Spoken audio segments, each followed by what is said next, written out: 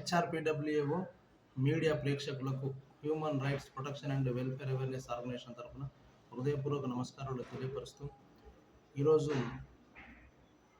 మన రాష్ట్రంలో ప్రస్తుత ప్రభుత్వం ప్రవేశపెట్టినటువంటి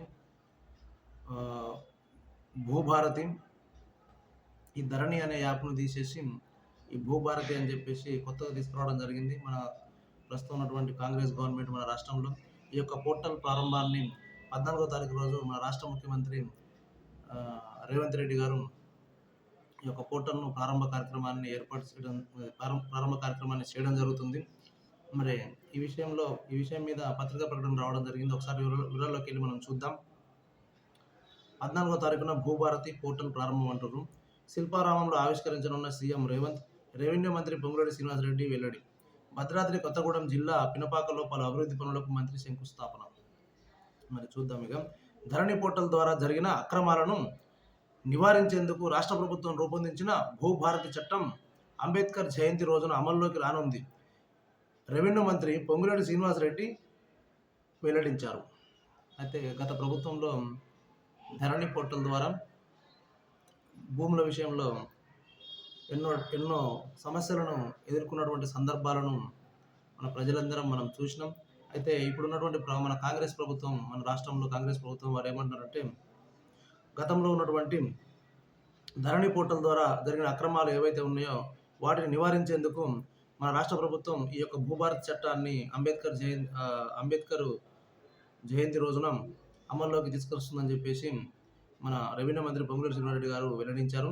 ఈ చట్టానికి సంబంధించిన వెబ్ పోర్టల్ను ఏప్రిల్ 14న శిల్పారామంలో సాయంత్రం 5 గంటలకు సీఎం రేవంత్ ప్రారంభిస్తారని తెలిపారు. భద్రాద్రి కొత్తగూడెం జిల్లా పినపాక నియోజకవర్గంలో పొంగులేటి శ్రీనివాసరెడ్డి శుక్రవారం పర్యటించి పలు అభివృద్ధి పనులకు శంకుస్థాపనలు చేశారు. అనంతరం మనుగురులోని ఎమ్మెల్యే క్యాంప్ కార్యాలయంలో ఏర్పాటు చేసి విలేకరుల సమావేశంలో మాట్లాడారు.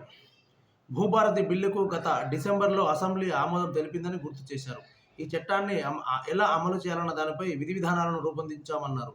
చట్టంలోని నిబంధనలను భూభారతి పోర్టల్ ప్రారంభోత్సవం రోజున సీఎం రేవంత్ రెడ్డి వివరిస్తారని పేర్కొన్నారు.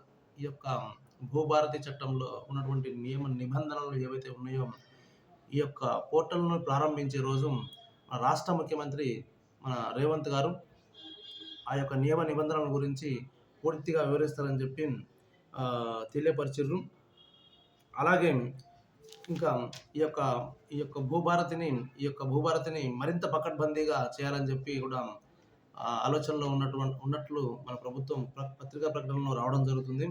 ధరణిలో ఎదురైన సమస్యలు పునరావృతం కాకుండా పకడ్బందీగా భూభారతి చట్టాన్ని అమలు చేయాలని ప్రభుత్వం నిర్ణయించింది. భూ సమస్యలపై సివిల్ కోర్టుకు వెళ్లాల్సిన అవసరం లేకుండా జిల్లా స్థాయి ట్రైబ్యునల్ ద్వారా పరిష్కరించేందుకే వెసులుబాటు కల్పించడం, 33 మాడ్యూళ్లను 6కు కుదించడం కొత్త చట్టంలో కీలక అంశాలుగా నిలవనున్నాయి.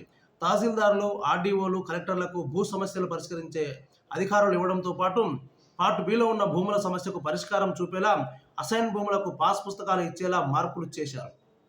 ఓకే, ఇక్కడ మనం గమనించాల్సినటువంటి అంశం ఏంటంటే, ఇందులో ఏం చెప్తున్నారంటే, ఈ యొక్క భూ సమస్యలు ఏవైతే ఉన్నాయో సివిల్ కోర్టుకు వెళ్లాల్సిన అవసరం లేకుండా జిల్లా స్థాయిలో ట్రైబ్యునల్ ద్వారా పరిష్కరించేందుకు వెసులుబాటు కల్పించడం, ఇంకోపోతే 33 మాడ్యూళ్లను 6కు కుదించడం కొత్త చట్టంలో కీలక అంశాలుగా నిలవనున్నాయని చెప్తున్నారు.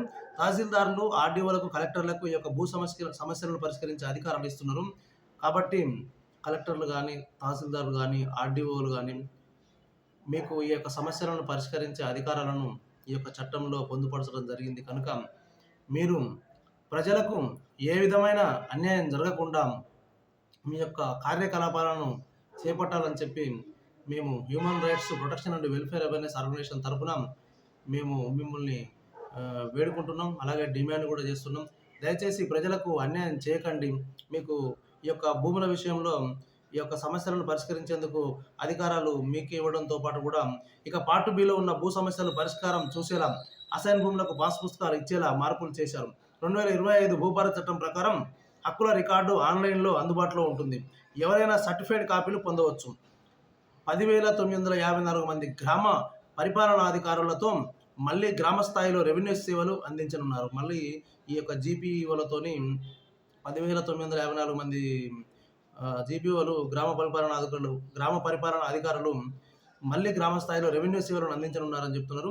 ధరణిలో ఉన్న 33 మాడ్యూళ్లను భూభారత చట్టంలో 6కు కుదించారు. కొత్తగా అనుభవదారు కాలానికి చోటు కల్పించారు. కొత్తగా ఈ యొక్క అనుభవదారు కాలానికి చోటు కల్పించారు. సాధారణంగా ఈ అనుభవదారు కాలానికి ఈ యొక్క చోటు కల్పించిర్రు. మరి ఈ విషయానికొస్తే ఇక్కడ మరి కొంతమంది దౌర్జన్యంగా, కొంతమంది అమాయకుల భూములను వారి యొక్క కబ్జాలోకి తీసుకొని వాళ్ళు అనుభవిస్తున్నటువంటి భూములు మన రాష్ట్రంలో చాలా ఉన్నాయి. కనుక ఈ విషయంలో క్షుణ్ణంగా ఆలోచించి ఈ యొక్క మన తహసీల్దార్లు గానీ, ఆర్డీఓలు గానీ, కలెక్టర్లు గానీ ఈ యొక్క అనుభవదారు కాలంలో చోటు కల్పించిరు గానీ ఇదొకటి ఈ యొక్క చోటు కల్పించే విషయంలో క్షుణ్ణంగా ఆలోచించి 1కి 10 సార్లు ఆలోచించి ఇక్కడ ఎవరికి అన్యాయం జరగకుండా ఈ అనుభవదారు కాలంలో ఎవరి పేరు ఎలా ఎక్కించాలి అనే విషయం మీద కొంచెం తీవ్ర స్థాయిలో క్షుణ్ణంగా ఆలోచించి ప్రజలకు అన్యాయం జరగకుండా చూడాలని చెప్పి నేను కలెక్టర్లకు, ఆర్డీఓలకు, తహసీల్దార్లకు నేను విన్నవించుకుంటున్నా. అలాగే మన జీపీఓలకు విన్నవించుకుంటున్నాం. భూ సర్వే అనంతరం సమగ్ర రికార్డు తయారు చేసి భూమికి రికార్డులకు లింకు చేస్తారు. భూములు రిజిస్ట్రేషన్ వెంటనే మ్యూటేషన్, ఆ తర్వాత ఎంత భూమి రిజిస్టర్ చేసుకున్నామో సర్వే చేసి రైతు చేతికి మ్యాప్ ఇస్తారు.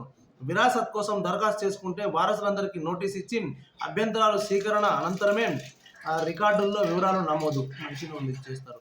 అసైన్ భూములకు పట్టాదారు పాస్ పుస్తకాలు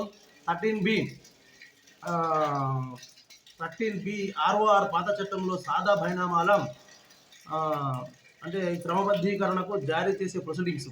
38E కౌలు రక్షిత చట్టం ద్వారా దక్కిన భూమిని కౌలుదారునికి పంచే వాటా భూమికి ఆర్డీఓ విచారణ అనంతరం పట్టాదారు పాస్ పుస్తకం ఇస్తారు. ప్రతి కమతానికి ఆధార్లాగా భూదారు కార్డులు జారీ చేస్తారు. భూభారతి పోర్టల్తో పాటు తహసీల్దార్, ఆర్డీఓ, కలెక్టర్, CCLA కార్యాలయంలో మ్యూనివల్ రికార్డులు అందుబాటులో ఉంచి భద్రపరుస్తారు.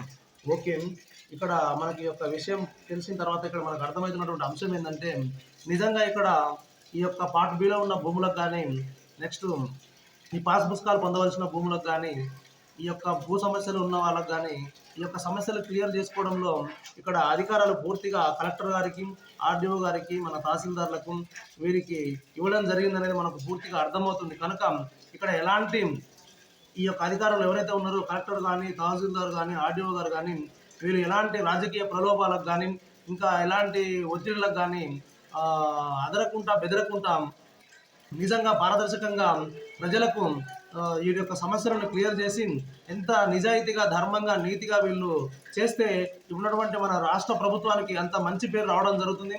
కనుక మన రాష్ట్ర ముఖ్యమంత్రి రేవంత్ గారు గమనించాల్సిన విషయం ఏంటంటే మీరు ఈ యొక్క భూ సమస్యల విషయంలో ఈ అధికారాలు కలెక్టర్లకు, ఆర్డీఓలకు, తహసీల్దార్లకు ఇచ్చే విధంగా ఈ యొక్క చట్టాన్ని మీరు పొందుపరిచిరు మన ప్రభుత్వం, మన ప్రస్తుత ప్రభుత్వం.